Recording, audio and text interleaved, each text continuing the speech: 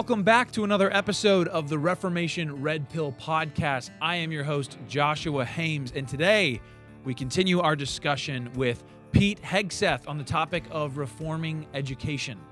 So we are currently on episode 3 of a 4-part mini-series outlining and walking through this book, The Battle for the American Mind by Pete Hegseth and David Goodwin. So if you haven't caught the first 2 episodes of the miniseries, I encourage you to go back and check those out. Also, unfortunately, we ran into some technical difficulties on the production side of this episode, and we lost our high-quality audio. So unfortunately, the audio quality doesn't meet our usual standards of excellence here at the Reformation Red Pill Podcast, but the conversation was just so good that we couldn't throw it out. So we're going to give it to you as is, and honestly, the quality really isn't that bad. You get used to it after just a few minutes. That said, I want to personally thank all of our Patreon supporters who have jumped on our team over the last few months. You guys are making this podcast possible. We have a lot more Reformation content that we want to bring you guys, and every single Patreon supporter we gets us one step closer to launching one of the several new shows that we currently have in pre-production. So thank you guys so much for supporting what we're doing here at The Forge Press. And if you haven't already, go like, subscribe, comment, and share this podcast with a friend. Seriously, it helps us out more than you know. And now, without further ado, let's jump into this week's episode of the Reformation Red Pill Podcast. Let's move on to the next chapter here, the elite roots of progressivism. So how did progressives go about removing Christianity and the WCP from government schools? Well, what we found is they needed a prototype, right? Yeah. They needed an example. And so what we discovered, which is something that's not well known at all, is something called the Gary Plan, which emanated out of Gary, Indiana. Yes, this was fascinating. Really interesting. Okay, Yeah. It's like anything else. We need an experiment. If we believe we're going to remove God, or we've got this new view of how schools should operate, if we want a new paideia, then let's create the template of what that looks like. And yes, we're talking about Gary, Indiana. It was called the Gary Plan. And it was a model school meant to sort of totally change the way school was done in a much more factory-based way.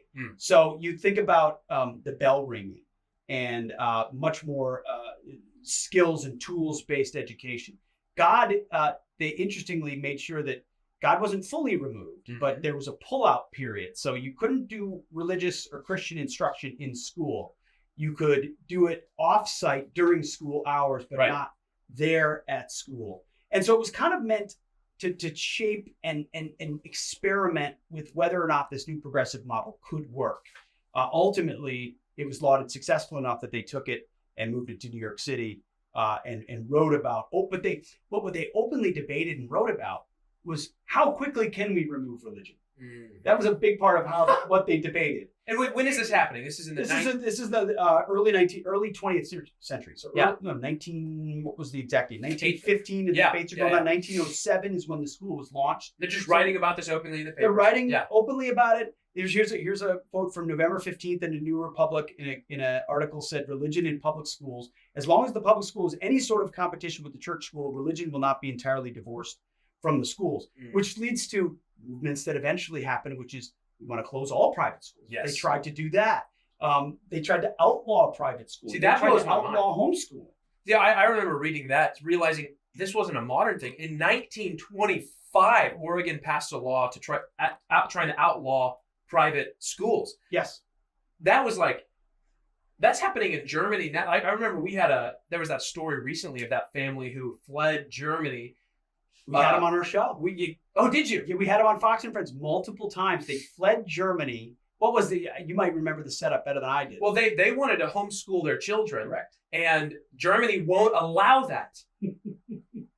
Right? Yes. Germany won't allow that. So they claimed asylum. Asylum in the United States. And now their asylum as religious persecution. And right now their asylum claim is over, basically. Their time horizon is over. And so they're supposed to be deported back to Germany. Right. Where they will be persecuted for their religious beliefs. And have their children ripped from them and educated by the state. Correct. Yeah. Yes. And that's what they wanted from us all the way back in the United States, all the way back in 1925. I didn't realize how heated and how long this battle has been raging. That's a big deal to say, no. Back in the good old days, we're going to educate your children. We're going to pass a law that says you can't. You Yes. know? That blew my mind. There's revelations of the instincts of what this is all about. Right. And what progressives are doing inch by inch is getting away with what the Western Christian paideia will allow. Mm-hmm. Because there's, like I talked about that forgery. If they could have these are every single person you're meeting here, from Horace Mann to Dewey to Francis Bellamy. I mean, Francis Bellamy was a minister, but he's a socialist minister. We didn't talk as much about the split of the church. We did on the first episode. We did in the first. Okay, yeah. So good. But you're right, we did. To a man and to a woman, the people that you meet are humanists, socialists, Marxists, communists, or atheists. All of them. The worst. There's one shade of them or another. Yeah, yeah. And if they had the opportunity, they would have banned God completely. Yeah. They would have banned religious instruction completely. Mm-hmm. Just the Western Christian paideia was so robust that parents said, absolutely not, you're not doing that. Right. I still believe in these things. So what they did is they got away with what they could. And it was the death by 1,000 cuts over time that eventually led to the paideia shifting to the point where they could more radically alter things. You remember? And that's when they tried to outlaw homeschooling. Yeah. So they in some certain moments, they got over their skis. In Yeah. Oregon, they said, we're going to try to outlaw all. And parents said, there's no way this is going to happen. Yeah. But it was a revelation of what they wanted. What they really wanted. Correct. It's you remember that video that came out a couple of years ago from the San Francisco Gay Men's Choir, "We're Coming for Your Children." Yes, I did see that video. You know, I thought of that and I was like, okay, now they're saying the quiet part out loud. Yeah. And that's an example. I think that's an example of them getting out over their skis again, because there was such a backlash to that, because all the Christians are saying, yeah, we've been telling you guys this for so long, and now they're singing about it and celebrating it, right? Yeah. The progressive have always been coming for your children. And there's this quote here from the New Republic that I thought was really good. And it highlights a very, very important aspect of the nature of paideia, which is it's not whether but which. It's not whether your children will be raised in a certain paideia, enculturated, given certain inheriting affections that will take root in them deep in their identity. It's not whether that happens. It's which paideia we get. And there's this quote, and the progressives want that paideia to be shaped by them and their progressive values and democracy. There's this quote here that says, and this was in the New Republic, "Democracy claims no right to interfere with worship or opinion, but it does claim the right to develop in every child the capacity for testing its own convictions. It insists that the plasticity of the child shall not be artificially and prematurely hardened into a philosophy of life, but that experimental naturalistic aptitudes shall constitute the true education." Basically, what they're saying here is that, okay, we're not going to allow the children of our country to be instilled with a Christian paideia, prematurely hardened into a philosophy of life. But the deep irony is, and they know this, is they're giving that to them in this very quote. They're saying democracy, love for our progressive values, our values are what's going to shape. We are going to say, but it's the lie, the myth of neutrality. They're saying, oh no, we're giving them this neutral thing, but really it is. It's a satanic tool of evil. And this is the beginning. And they use the word right there, which is still with us today and more robust than it's ever been. Democracy. Yes. They did it all under the word democracy, which is a word our founders blatantly rejected. As being completely dangerous. Dangerous, the tyranny of the majority. Yep. All the pitfalls of democracy, they understood. Mm. The left seized on that word. Mm-hmm. And that's when the progressive era really starts to do its work. So you got Woodrow Wilson. He in fact, some people see it, by the way, who was a total and absolute racist. And I mean, just like blatant. I mean, we talk about Republicans. I mean, Woodrow Wilson was a sheer racist. He declared Flag Day for the first time in 1916. Okay. So, here, what's our new the flag, the pledge, democracy. And under the guise of democracy, the people were taught the certain things are important based on an educated and elite class. Mm-hmm. So he truly despised the masses, believed the experts and the elites were the ones that should choose should steer the ship of democracy, and education was the tool by which the mere plebes out here would get their crumbs of views of what they should do, because education is not for most of them. Right. Not them. Yeah. It's for us, and we steer the ship of democracy toward this utopia that we've determined. They've got their vocational they've got their vocational education. Let them salute the flag and Yeah. feel good about themselves. Yeah, exactly. While we chart the future. Yeah, and they'll be under the illusion that they are doing it because they're voting. But we have given them the paideia. We've given them the script from the very beginning of their education. No So doubt. we've shaped them, but then we really steer the ship from our elite heights. That's the commanding goal. heights. That's the goal. From the commanding heights. Yeah. From the universities to the K through 12 schools and we see it today. What does Nancy Pelosi, what did Joe Biden, what did they say? Democracy is on the ballot. Yeah, democracy is under threat. Democracy is under threat. The biggest threat to our democracy is Donald Trump. Right. Everything is. Well, tell me what does democracy mean? Can we step back and say, why do we like democracy? Always. Yeah. That's why I always say, like, no, dude, we're not a democracy. I mean, it gets tired repeating it on TV over and over. Right. Just a reminder, we're not a democracy. We're a constitutional republic. Uh-huh. And there's a reason for that. Yeah. Just democracy. But think about how well-trained a public has to be to just receive that. Man. In fact, it's almost the best litmus test of someone who's really been red pilled politically Uh-huh. is, do they allow the word democracy to drip off their lips? That's right. It's a wonderful without disdain. Without disdain. Yeah. It's just Yeah. like misinformation or disinformation. Right. If you say that, you've internalized something you need to undo. Man, that is huge. Over time. That is huge. Yeah, and what is democracy? It is worship of the self. It's worship of the people. The god demos means the people, right? So we've got leftism, progressivism is a replacement religion, and they've got their sacraments. We've got abortion. We've got the say the words. The BLM martyrs. They've got their own martyrs. From BLM to like Harvey Milk and all these We're naming Navy ships after him now. Yeah, exactly. Yep. And so they've got their sacraments, they've got their martyrs. That it's a replacement religion, and it is one that leads, the kingdom of light, the kingdom of Christ leads to life, and this is the kingdom of darkness that leads to chaos and death. In a fast forward, it's a little bit ahead. Yeah. But it says, if science is the progressive God, because we always hear science, and that's what they moved to. That's why everything became political science, social sciences. Mm-hmm. Then the state is the progressive temple, and citizens are just a cog in the machine. And that, cogs to do the work. And you even have this section of the chapter that says the sanctification of the progressive public school, which is I'm here on page 92. So the idea of making it essentially holy among the people, making people see it as sanctified, as holy. And how do you do that? Well, you've got to get the ministers, because there's still we're still steeped in the Western Christian paideia. Are you familiar with Aaron Renn's negative world, neutral world, and positive world?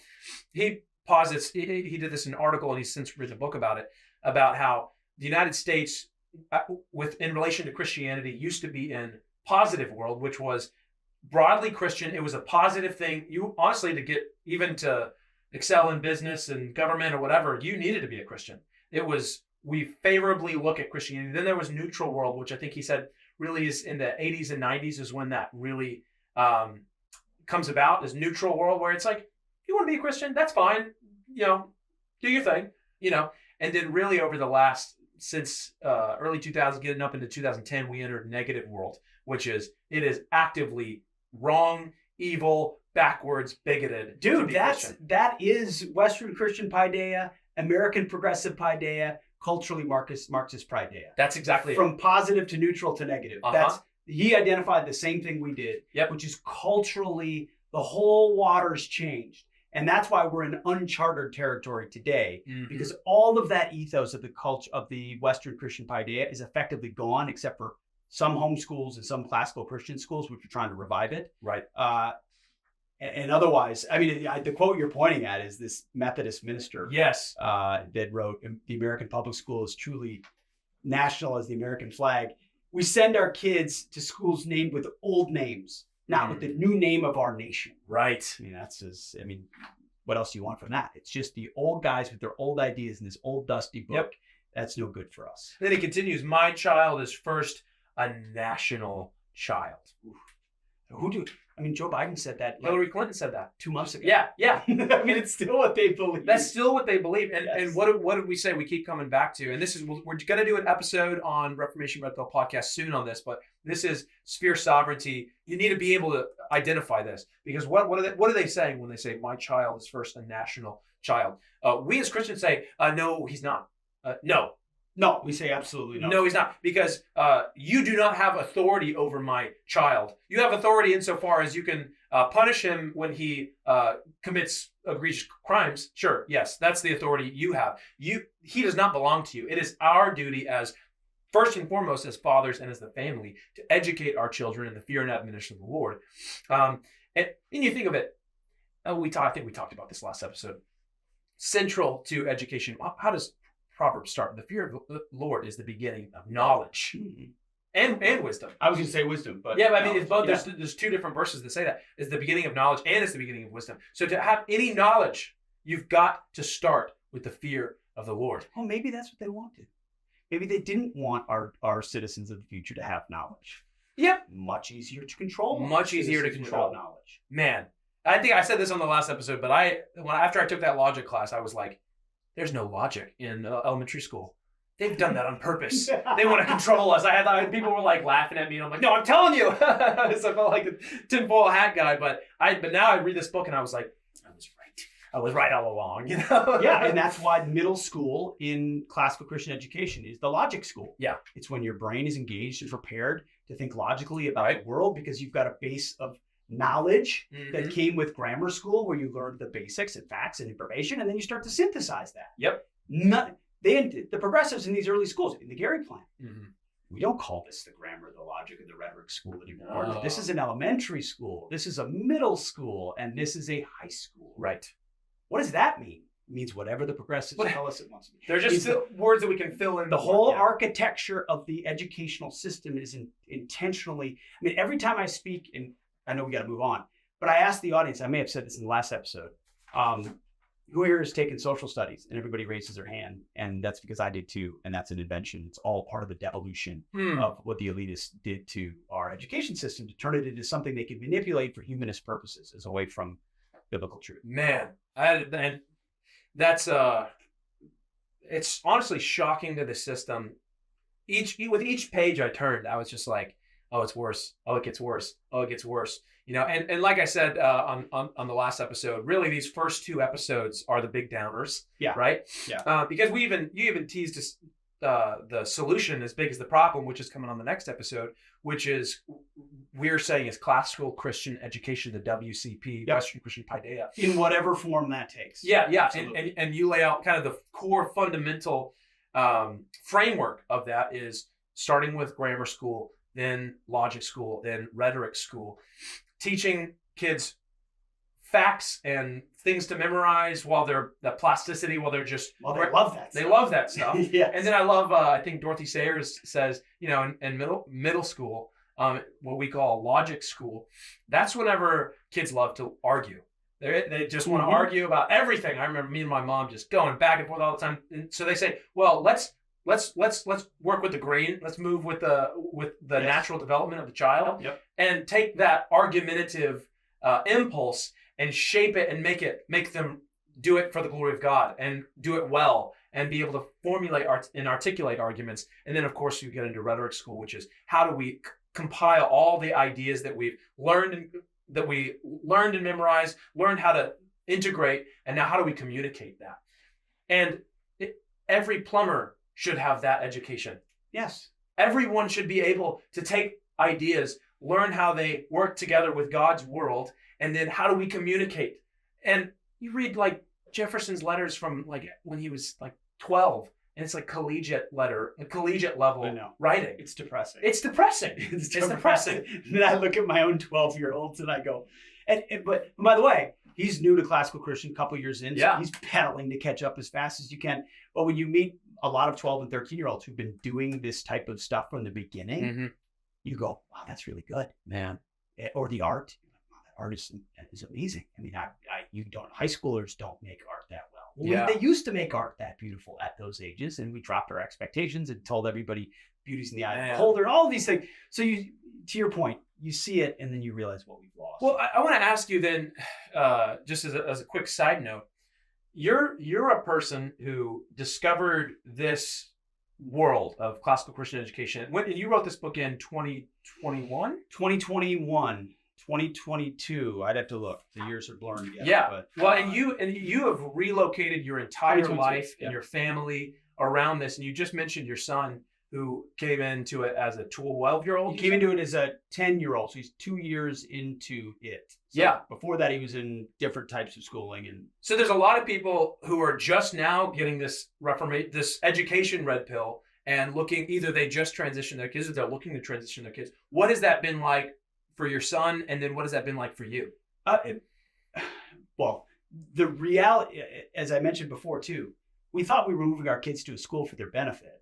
And what we realized is we were the ones benefiting the most. I mean, in addition to them, you sort of, the edification of being surrounded by the glorification of God and big and great ideas makes you thirsty for more of it. And, listen, there's a truth to the idea that education is wasted on the young at some level. Yeah. Like sometimes I look at my 8-year-old and I go, don't you realize what? And they're like, I don't know. I got to do my homework. When's gym class? Yeah. Like, kids are kids. Yeah.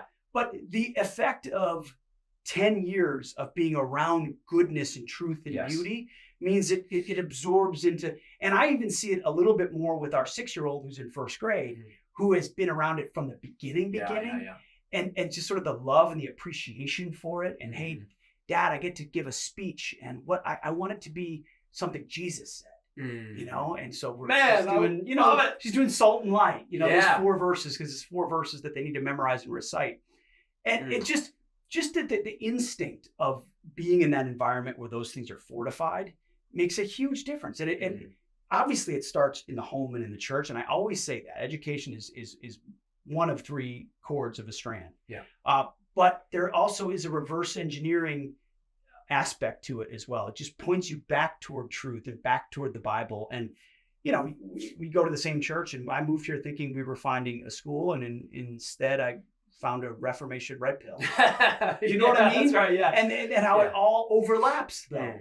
And sphere sovereignty and things like that you sort of never discussed, never talked about. Most churches don't talk about it. It was something that was widely understood 200 years ago. Right.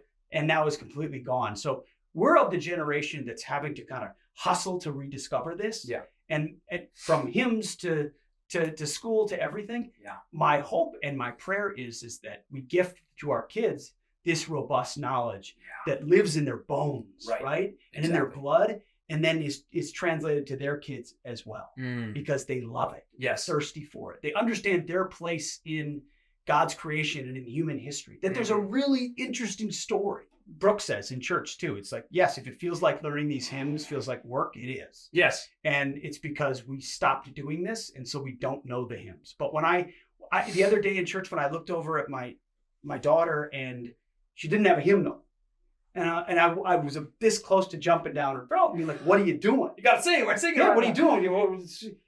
And I realized, no, she knows the words. She knows the words. Come on now. I don't know the words. It's working. After the thing, I go, babe, where do you? She goes, oh yeah, we sing it in school. Man, I'm like, that's it. That's it.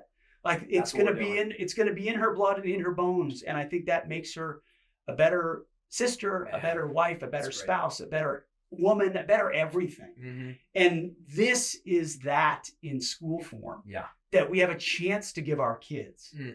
And we never got. And so I come at this topic with a lot of ignorance and with a lot of humility, because I learned this in real time. Yeah. And I'm turning the pages with you and reminding myself of the things that we wrote. Yeah. Because it's not in my bones. Yeah.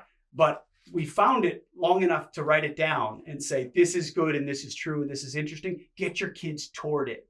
It almost feels like I'm reading right now Leviticus and Number. You realize Moses leads them out of slavery and they wander for 40 years, but there's a reason why that generation is never going to enter the promised land. Yeah. And I almost feel like that's sort of our generation. It's like, I'm okay. It's okay. It's okay. I'm not going to see the promised land. But she will. But she will.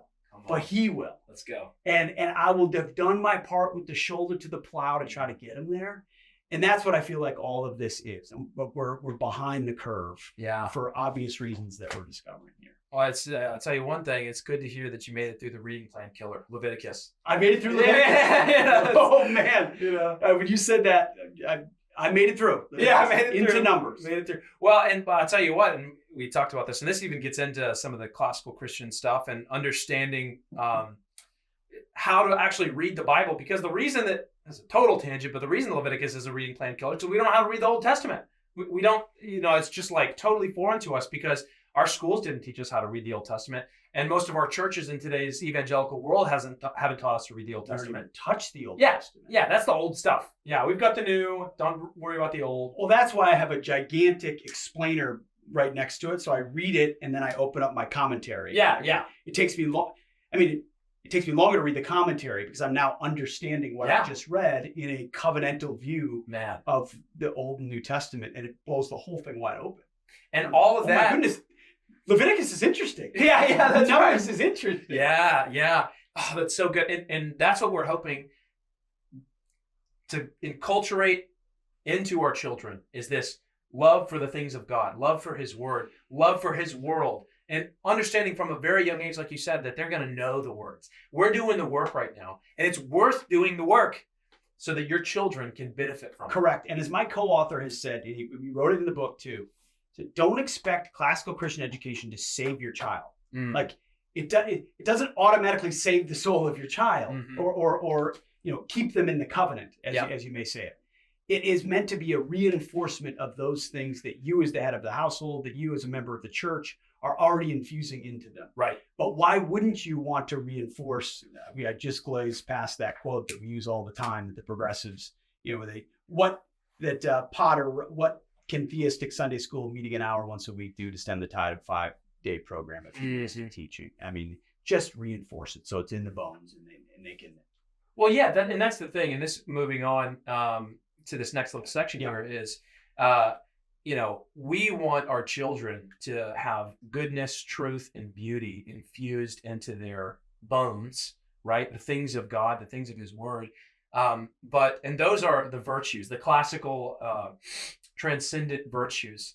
But the progressives, they throw those out. We don't need those. There's nothing transcendent. We need to think.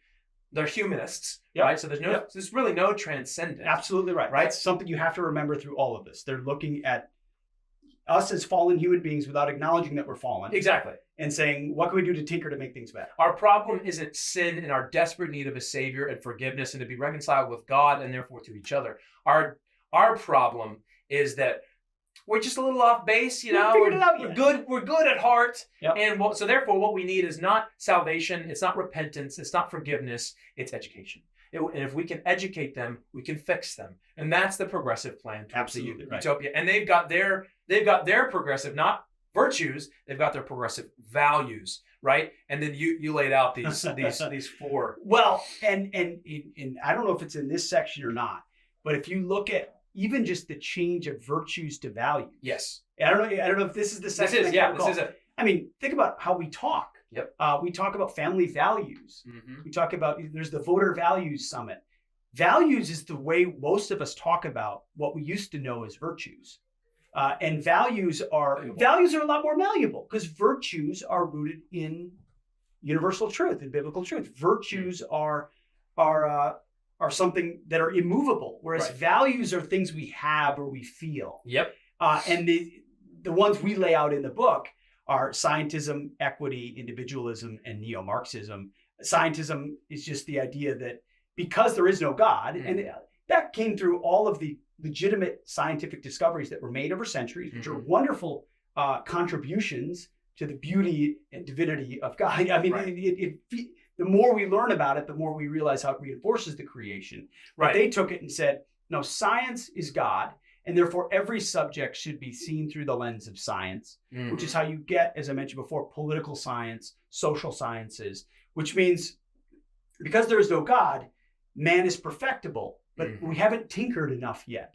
And so we have to figure out how we use society and cultural institutions in a scientific method to figure out how to perfect or improve lives or lives of others. But that's not quite enough. Then you have to move over to something like equity, which says, well, that's not working either. maybe it's because there's a power dynamic that's out of whack. And so it goes back to the bourgeoisie and the proletariat. It goes back to Marx, goes to Nietzsche. It goes back to this idea that, well, there are hidden power structures underneath that need to be corrected by those out of power or in power.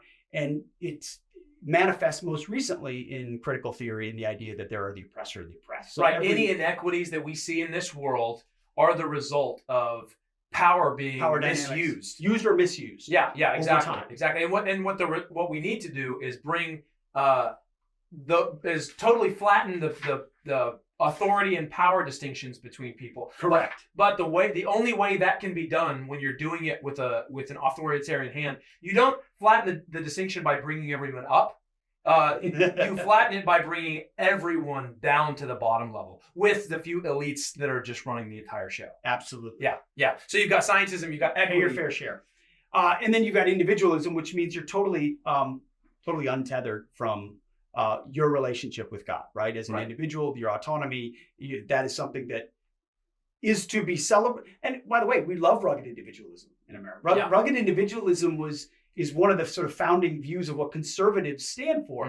Well, if you're isolated off from your cultural and religious context, then it's easy to move you off in another direction. I think, who was it? I can't remember the conservative author that compared us to basically a bag of beads, just like of marbles. We consider ourselves like a bag of marbles, totally isolated versus like a cell. So, and the thing is if you're a cell, which means that I love that analogy. You're a part of a community, you're a part of a living thing, then you can't be as easily just like separated and controlled or put into this bag or that bag. You come as a unified whole with your community. But if you can marbleify everybody, then you can control them. You can move them into this pod and that pod and say, And then the last one, I mean, neo-Marxism.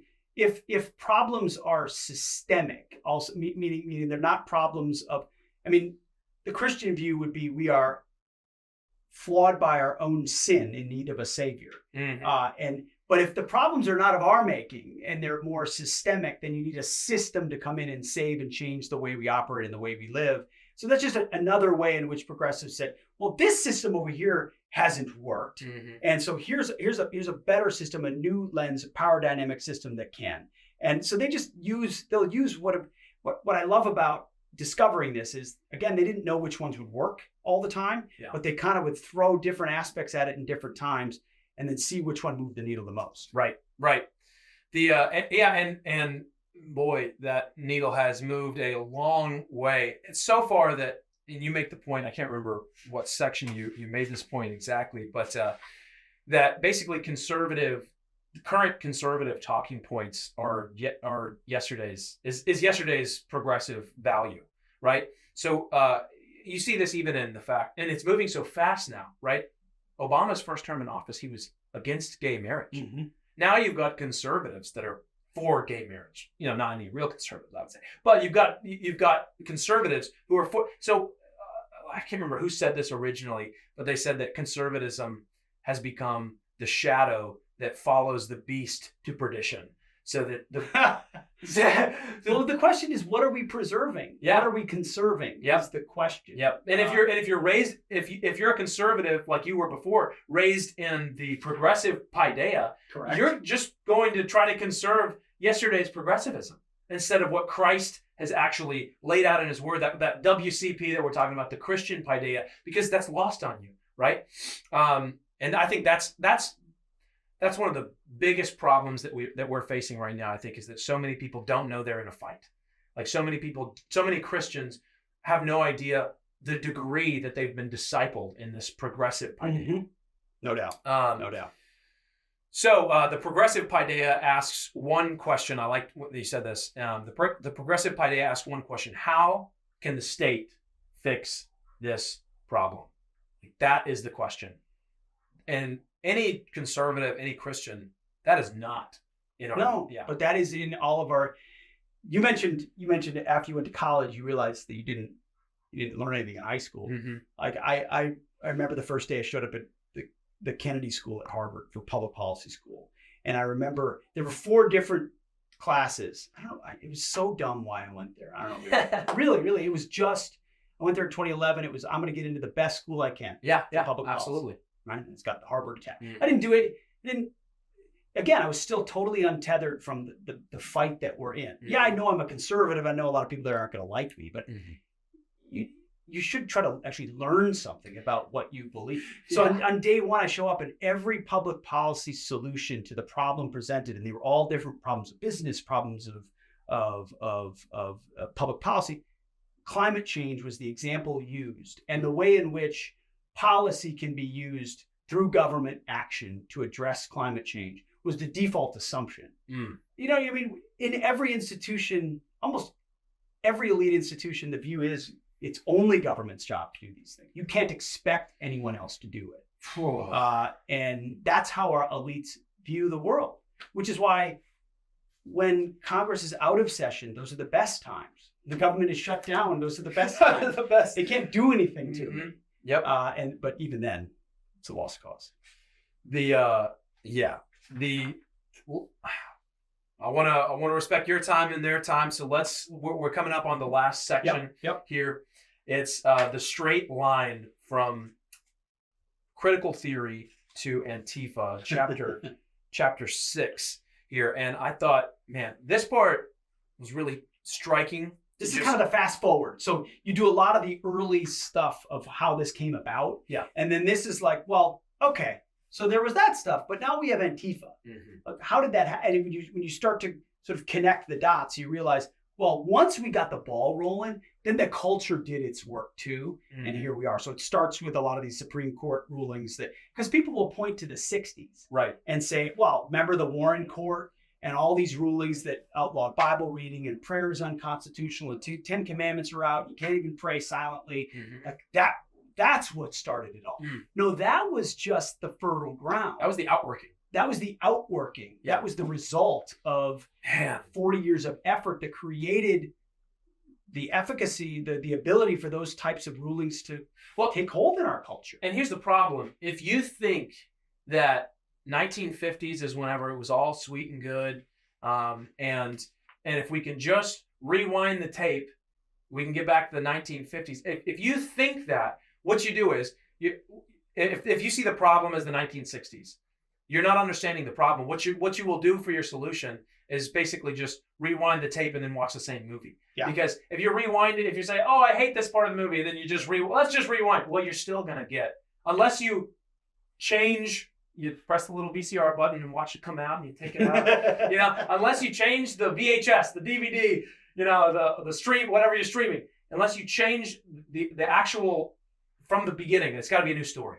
You got to have a new story because the story they've been telling is so deeply rooted in the educational system. And that's kind of what we get to in some of the solution part is this ship has got to sink.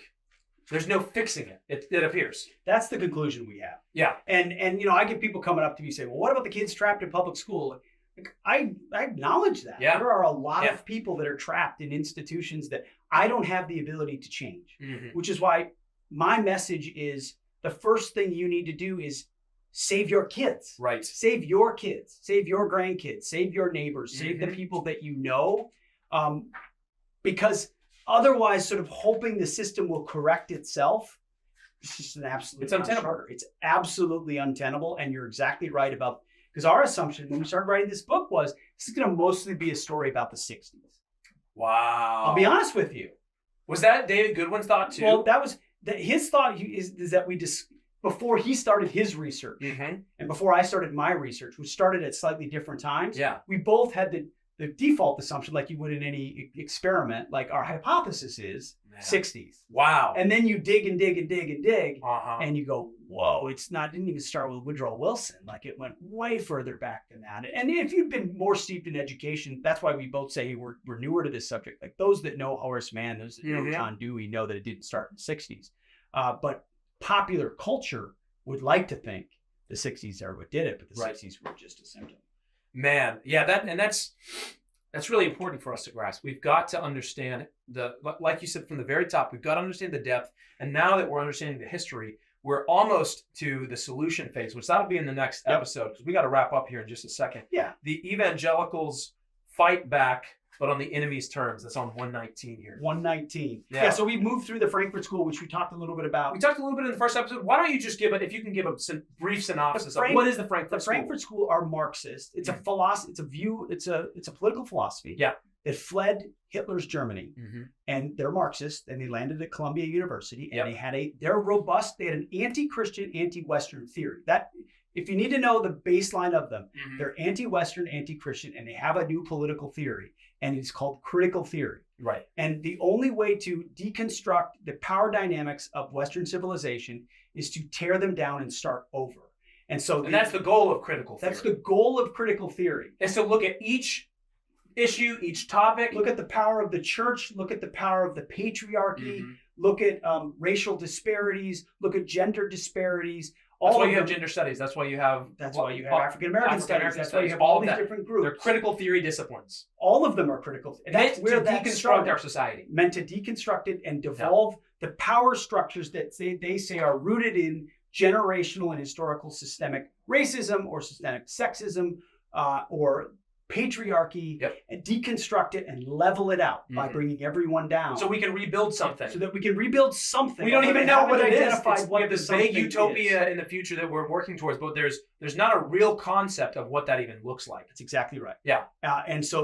But they are Marxist with a more mature theory of deconstructing Western civilization, and they were welcomed onto our shores by Columbia University. In around right around 30s and 40s. Okay. They were given a department and a building and the reason this is such an important point is at Columbia University, which was the preeminent teachers college in America. So when they landed here in the 30s with their theory, they landed at the centerpiece of education. John Dewey was still an emeritus professor at Columbia at that point.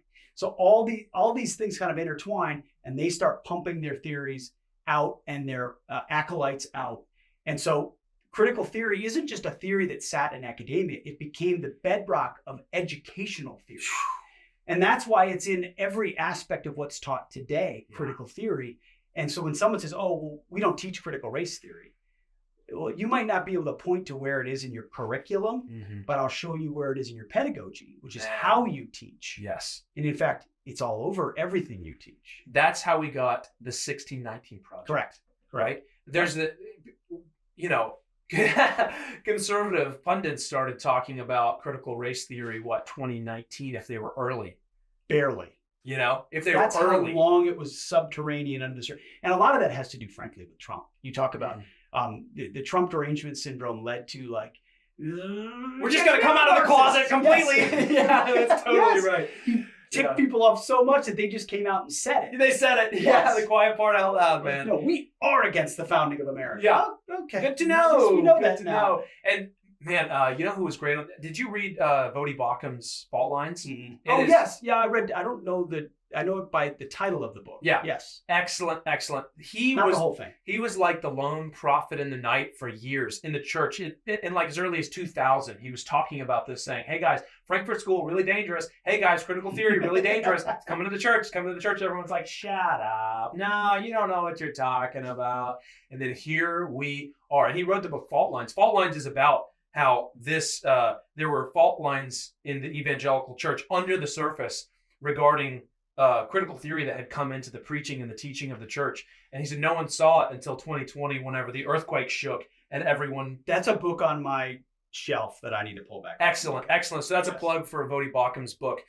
So that's a good brief history of... And then we're going to fast forward a little bit. You could read it to check it out. But then they capture the teachers unions. And once they capture the teachers unions, and then they capture the NEA, and then they take over the... so there's a... This is a long march through the institutions. This is the long march through the institutions. Yeah. So you take over higher ed, then you take over the teachers' colleges, then you take over the unions, then you convince a Democrat politician, Jimmy Carter, after you help him get elected, because you've now become a powerful political force, to create the Department of Education, which never existed before. Golly. And Ronald Reagan said he'd get rid of it, but he never did. And so, and the NEA openly acknowledges that there is no Department of Education without the NEA, and the NEA is a Marxist teachers union. And so you've got now the Department of Education, which you just add every layer of curriculum and federal control after that. And this chapter is basically meant to say, Okay, once the 60s happened, it was fast forward. Yeah. Under our noses. Acceleration. Long march through the institutions, take over the commanding heights, and pretty soon you've got Antifa flags and trans flags in public classrooms, and no one's saying anything about it. They built they laid the foundation late 19th century. Then they began to build the scaffolding, which Correct. was, well, what is that? We can't really tell what that's going to be. And then in the 60s, they started building this gaudy monstrosity that is the education system that we got today. And we need to take some proverbial dynamite to that. Exactly. But you were going to fast forward us to the evangelicals fighting back. Because I don't know if you had a portion you wanted to mention. No. But Jump on. Of course, eventually Christians look around and saw, well, this is not good. This is bad. We got to do something about this. Yeah. And there had always been Catholic churches and all of that, but they sort of said, well, we need to create our own schools too. We need to have places where our kids can learn about the Bible and worship God and all of these good things. But what they did is they took God and layered it on top of the prevailing educational philosophy of the time, which was still a progressive philosophy. Yeah.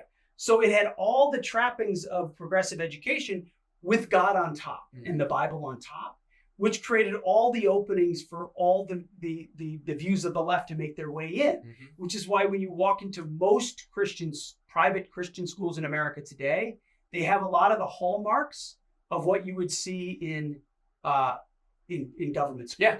And a lot of these are now your sort of elite schools, just like Harvard and Princeton were all founded with bedrock Christian principles to train ministers. All of these sort of elite, expensive private schools, most of them are founded to be Christian schools, and now they look like woke schools like anybody else because they tried Christianity without understanding that the education system had been poisoned. Yeah, and we keep using the word, we keep coming back to it. It's because they didn't, like you mentioned, I think we talked about it in the first episode, but that idea of paideia had been buried intentionally. Totally. And so even the people who wanted to stand against this progressive paideia that had been enculturated into the American school system, even those who wanted to stand up against it, didn't know what tools to fight with. Where do you look? Yeah. It's an archaeological dig. It's an archaeological, which is why the last section that we'll get to, the amount of work it took and still takes today to identify education that isn't poisoned by progressivism is really, because all of our default assumptions from, like I said, the bell ringing to the flag, to the pledge, to the how the classrooms are arranged, to the bright primary colors, to the way we teach learning how to read, to the math that we teach, all of it is based on a progressive dogma, a long march over time to take it over. And we don't have, except for some dusty books, an idea of how we used to do it. And that takes a lot of work.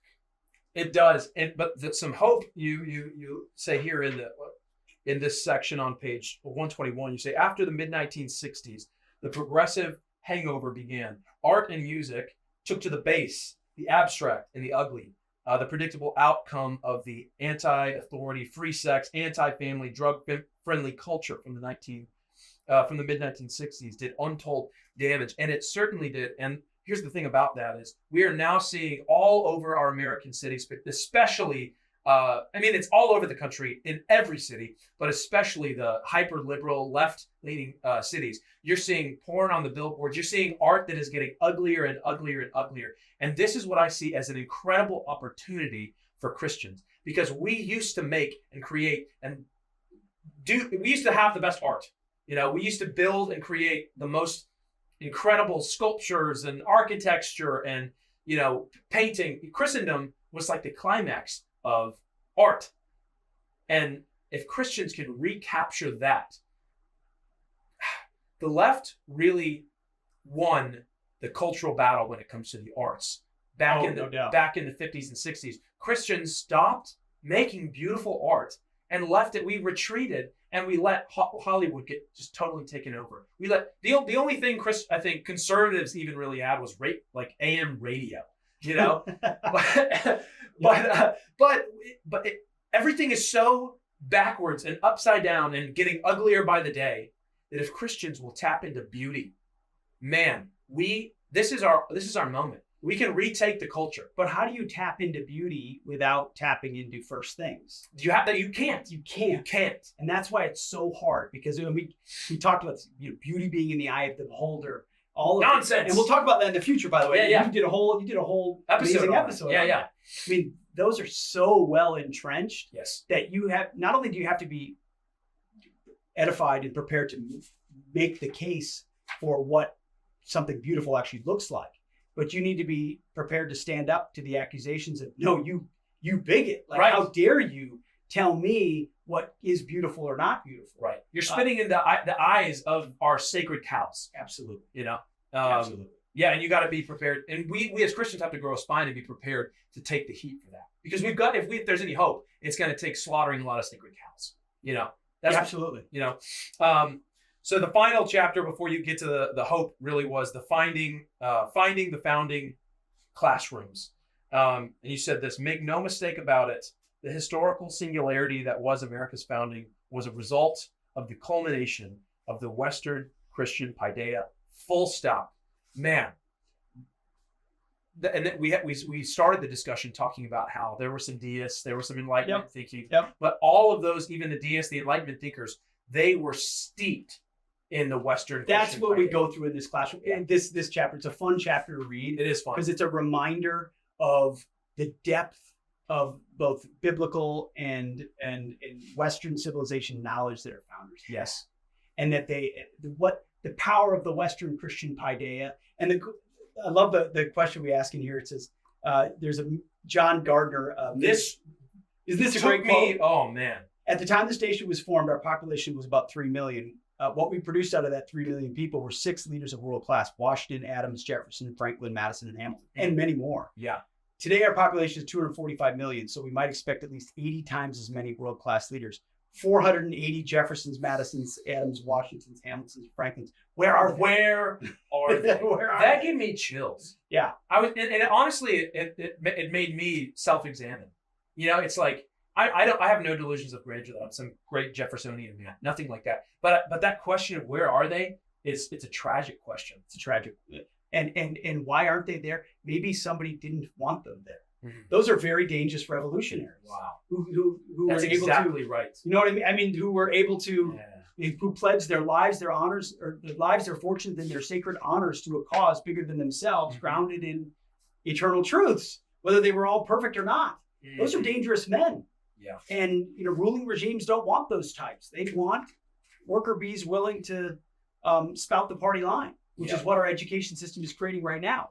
I am for whatever existed 15 minutes ago. Right. And what our founders knew was what timeless truths existed, what Plato was searching at, what Cicero was trying to figure out, what Aristotle, all of these.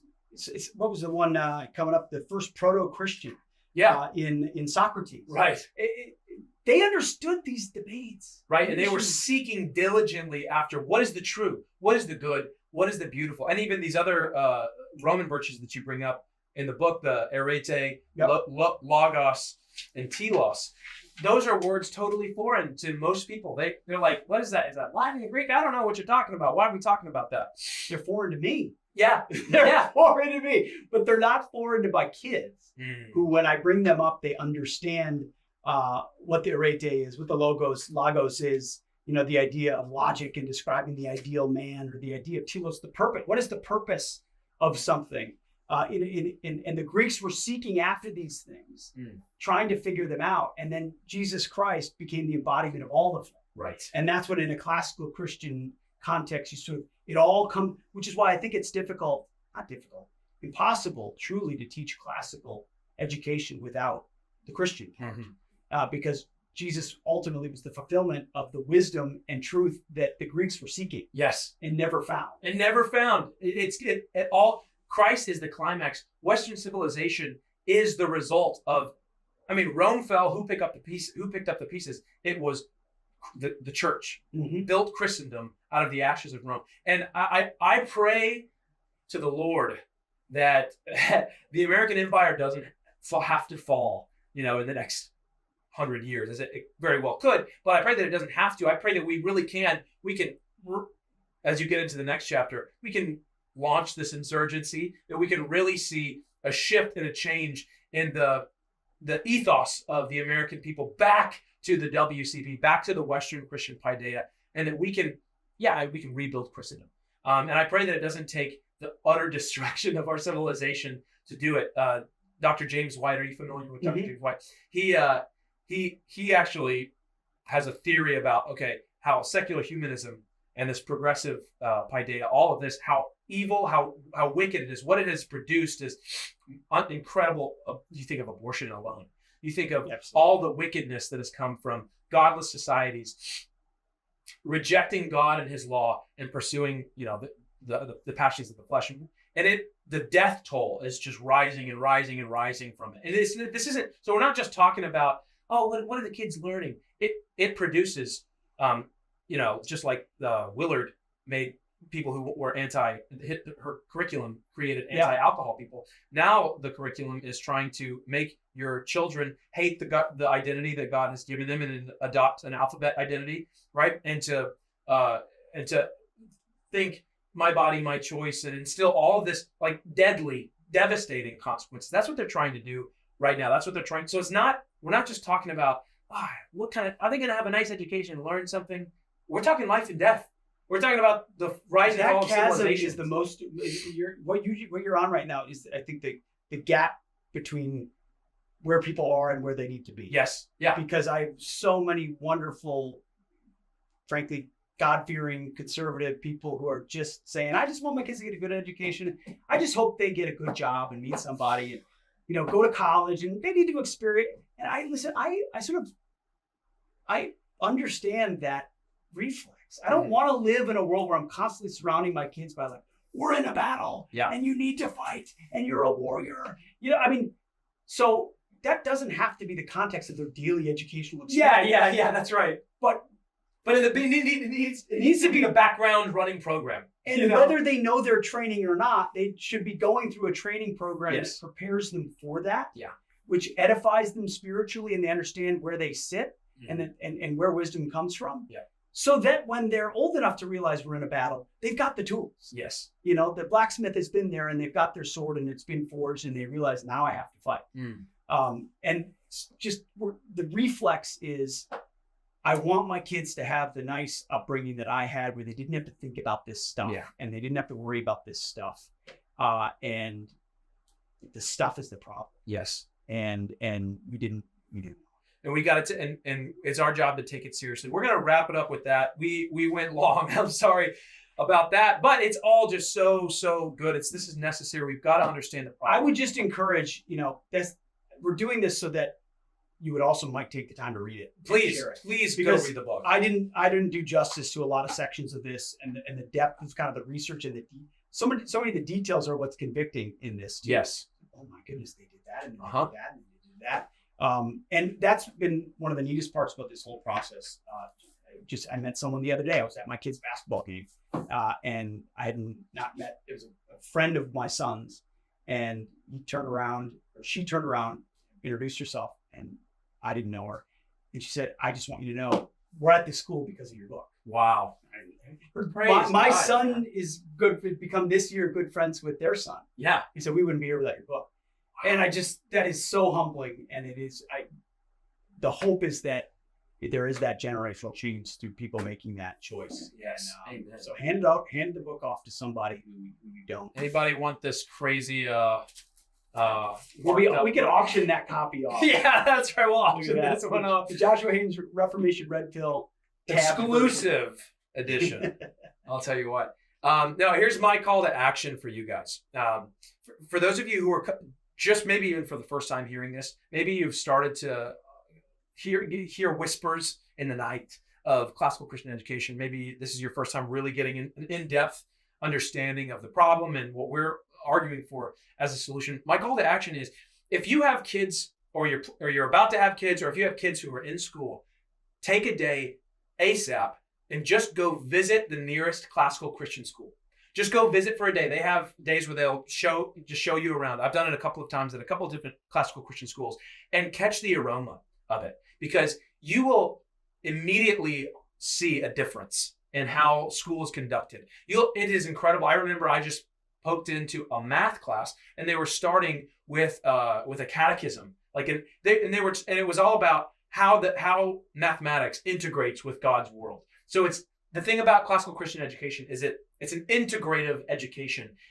Every subject isn't isolated a subject apart from the others. It explains how every subject is ultimately a part of God's good world and connects to the other. And it's a cohesive education. It's so beautiful. So my call to you is go make an appointment, go check out a classical Christian school and just whip it up. It's really good. It's really nice. And with that, I'm going to leave you with my normal charge that you, dear viewer, would go out and build, defend, and expand the kingdom of our Lord Jesus Christ. Amen.